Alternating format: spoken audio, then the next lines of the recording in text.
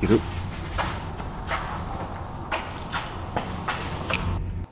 Learning to do joint locks will change your whole approach to self-defense. In this video, I'm gonna show you what makes this joint lock work. And by the end of this video, you're gonna learn how to do a simple joint lock that you can carry into your everyday life. So let's get to it.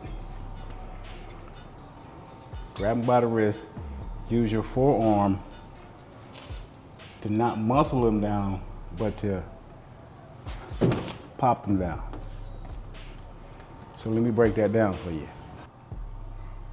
So here, when I grab the wrist and I use my forearm, I'm not muscling him down. I'm using this jerking action. So here is the stick, and the stick is traveling circular.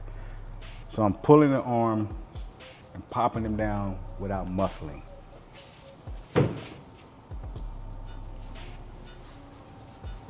So what makes this really work is the softness of the contact, because you just can't jerk someone because they'll fight you. You have to be able to make this a smooth thing. It has to be a 1-2.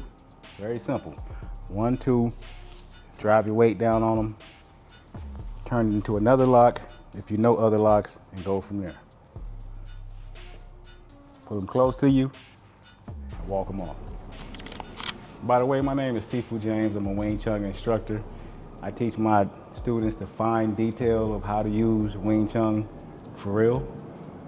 If I were you, I would subscribe to this channel, check out these playlists, check out this playlist on joint locks, and I'll catch you in the next video.